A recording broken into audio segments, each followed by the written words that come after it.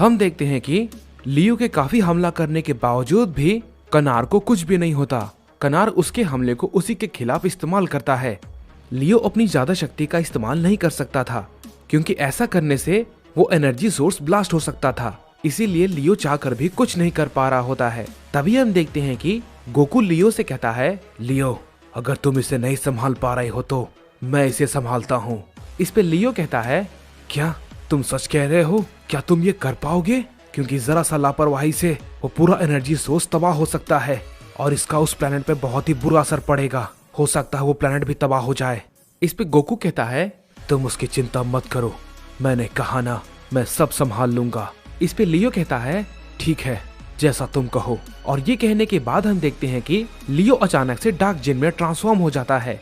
लियो को ऐसा करता देखकर कनार कहता है, ये क्या? तुमने भला अपने साथ क्या किया?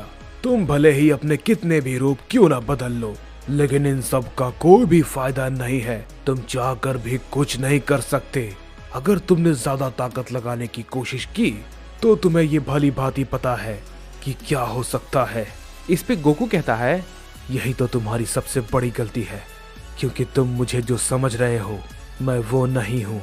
इस पे कनार कहता है, क्या भला इसका क्या मतलब है? ये भला क्या कह रहा है? क्या ये मेरे साथ कोई मजाक तो नहीं कर रहा? हम देखते हैं कि गोकू अपना हमला कनार पे करता है। कनार उसे रोकता है, लेकिन इस बार वो गोकू के हमले को रोक नहीं पाता और गोकू का हमला उसे सीधा जाकर लगता है। इस पे कनार कहता है, क्या ये भला कैसे हुआ? तुम्हारी ताकत बदल कैसे गई? ये कैसे हो सकता है? इस पे गोकू कहता है, मैंने तुमसे कहा था ना, तुम जो मुझे समझ रहे हो मैं वो नहीं हूँ। इस पे कनार कहता है, कहीं ये वाकई में सच तो नहीं कह रहा? लेकिन ये भला कैसे मुमकिन है? ये नहीं हो सकता। इसके पास 2 तरह की एनर्जी सोर्स, ये कैसे पॉसिबल है? मैं इसका सामना कैसे करूं? इसकी ताकत पहले के मुकाबले बदल चुकी है। मैं इसका हमला अब इसी के खिलाफ नहीं इस्तेमाल कर पाऊंगा। इस पे गोकू कहता है, क्या हुआ? तुम क्या सोच रहे हो? तुमने ये एनर्जी सोर्स को इकट्ठा करने में जितना समय लगाया है, अब मैं इसे खत्म करने वाला हूँ। इस पे कनार कहता है, तुमने क्या कहा? ये तुम कैसी बेवकूफी भरी बातें कर रहे हो? क्या तुम्हें नहीं पता अगर तुमने ऐसा किया तो इसका परिणाम क्या होगा? गोकू इस पे कहता है, मैं जानता हूँ कि मैं क्या कर रहा हूँ, समझे? इस पे कनार कहता है, नहीं, मैं इसे ऐसा नहीं करने दूंगा। मुझे ये एनर्जी लॉर्ड राउसा को सौंपनी है। अगर मैंने ऐसा नहीं किया तो वो मुझे मार देंगे। मैं इसे ऐसा करने बिल्कुल भी नहीं दूंगा। मैंने इस एनर्जी को इकट्ठा करने के लिए काफी साल लगाए हैं। गोकू उस एनर्जी सोर्स को खत्म करने के लिए आगे बढ़ता है, लेकिन कनार बीच में आकर गोकू पे एक जोरदार हमला करता है। गोकू उसे काफी आसानी से डॉज कर लेता है और उससे कहता है, तुम खामखा बीच में आ रहे हो। पहले मैं इसे खत्म कर दूं, उसके बाद मैं तुमसे निपटता हूँ। इस पे कनार कहता है, नहीं, मैं तुम्हें ऐसा नहीं करने दूंगा, समझे? इस पे गोकू कहता है, तो फिर ठीक है, मैं तुम्हें बताता हूँ कि मैं ये कितनी आसानी से कर सकता हूँ। तुम तो क्या, मुझे कोई नहीं रोक सकता। ये कहने के बाद गोकू कनार पे एक जोरदार हमला करता है। कनार उसे डॉज करने की कोशिश करता है, लेकिन वो उसे रोक नहीं पाता और चोट खाकर नीचे गिर जाता है। इस पे गोकू कनार से कहता है, मैंने कहा था ना, तुम तो क्या, मुझे कोई नहीं रोक सकता। इस पे कनार कहता है, तुम ये बात भूल रहे हो। अगर तुमने ऐसा किया तो उस एनर्जी सोर्स के फटने की वजह से तुम्हारा प्लेनेट भी तबाह हो सकता है। इस पे गोकू कहता है, मैंने कहा ना, मैं वो सब कुछ देख लूंगा और मुझे पता है मैं क्या कर रहा हूँ। इसके बाद हम देखते हैं कि गोकू अपने स्पिरिट बॉम्ब को तैयार करता है और वो अपना स्पिरिट बॉम्ब उस एनर्जी सोर्स पे छोड़ देता है। उसे देख के कनार कहता है, क्या ये भला क्या है? इस पे गोकू कहता है, ये स्पिरिट बॉम्ब है और इससे किसी को भी कोई भी नुकसान नहीं होगा, समझे? और तभी हम देखते हैं कि वो स्पिरिट बॉम्ब उस एनर्जी से जा टकराता है और हम देखते हैं कि वो एनर्जी सोर्स ब्लास्ट होने के बजाय टुकड़ों में बट जाता है। उसे देख के कनार कहता है, क्या ये भला क्या हुआ? ये भला कैसी ताकत है? इसकी एनर्जी से तो कुछ भी नहीं हुआ। हम देखते हैं कि वो सारी की सारी एनर्जी लियो के प्लेनेट पे बिखरने लगती है।